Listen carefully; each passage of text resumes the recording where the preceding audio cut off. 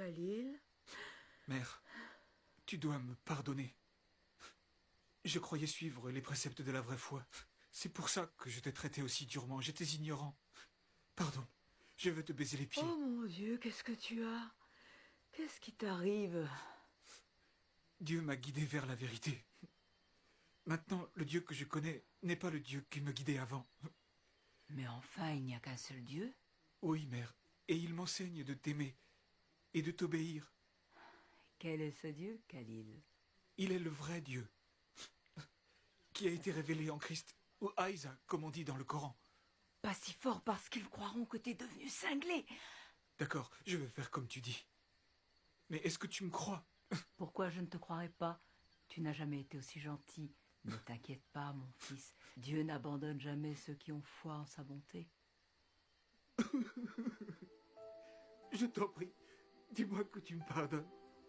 Sois en paix. Mon cœur avait changé. Pardonne, mon fils. Il avait été transformé par l'amour.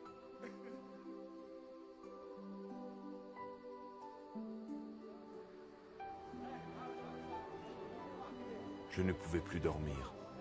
Je me suis promené jusqu'au matin. Tout ce que je voyais était magnifique.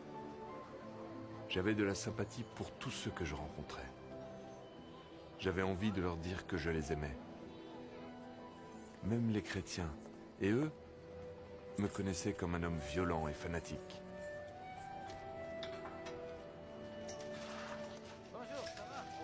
Bonjour, Georges. C'est moi, Khalil. On n'est pas encore ouvert. Ne crains rien, C'est c'est pas moi. encore Je suis ouvert. venu te parler. Je viens C'est pas implorer encore ton pardon. ouvert. Je t'en supplie. On pourrait pas en parler plus tard?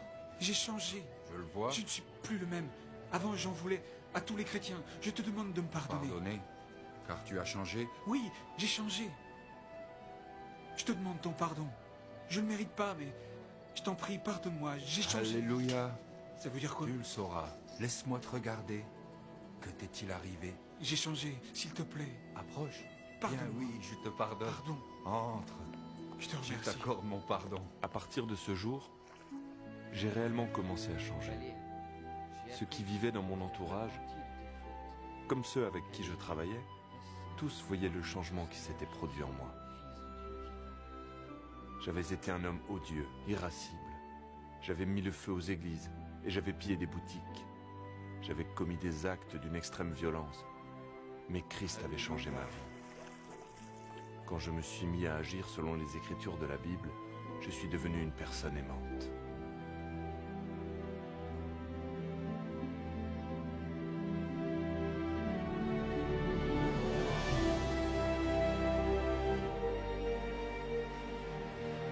Je suis libre maintenant.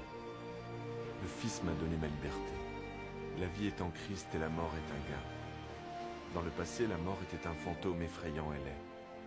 Mais aujourd'hui, la mort ne commande plus. Je suis maintenant en Christ et toute chose est nouvelle.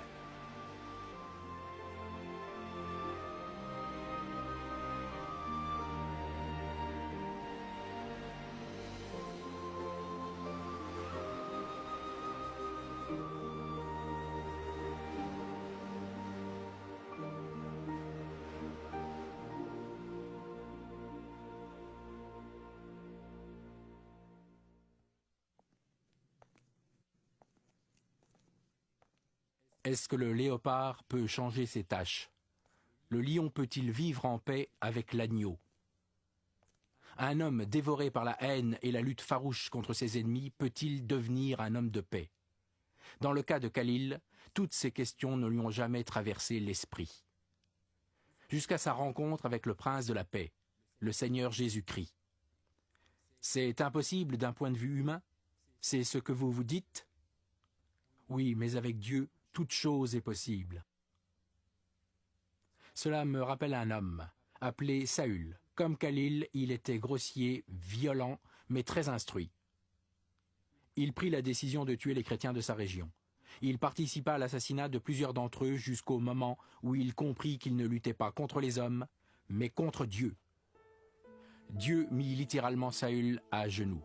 C'est dans cette position, humble et prostrée, que cet homme fier a crié son désespoir. « Qui es-tu, Seigneur ?» Et le Seigneur a répondu, « Je suis Jésus. Et quand tu te bats contre mon Église, tu te bats contre moi. » De nos jours, On se souvient de cet homme sous le nom de Paul, l'auteur de plus de la moitié du Nouveau Testament dans la Bible.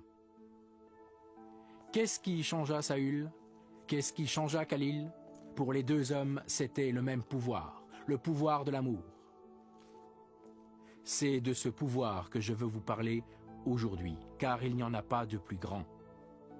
Dieu est amour, c'est ce qu'enseigne la Bible. Dieu est tout-puissant. Il connaît toutes choses et en outre, il est présent partout. Mais en essence, Dieu est amour. Dieu ne veut pas que l'homme périsse, mais au contraire, il veut que tous les hommes se repentent et connaissent la vérité. Ce qu'il veut, c'est que nous vivions avec lui au ciel pour toujours. Tout ce qu'il demande, c'est que nous acceptions Jésus-Christ comme notre Sauveur. Nous voici arrivés au point important. Écoutez avec attention.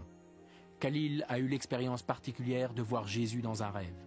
Vous croyez peut-être que vous devez aussi le voir en rêve pour être sauvé? Ce n'est pas le cas. Le salut est un cadeau de Dieu pour tout le monde. La seule demande venant de Dieu est que nous ayons la foi.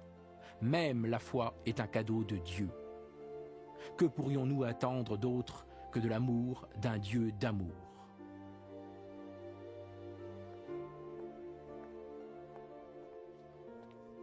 Aimeriez-vous recevoir le cadeau de la vie éternelle? Aimeriez-vous être pardonné de vos fautes et aimeriez-vous devenir un membre de la famille de Dieu?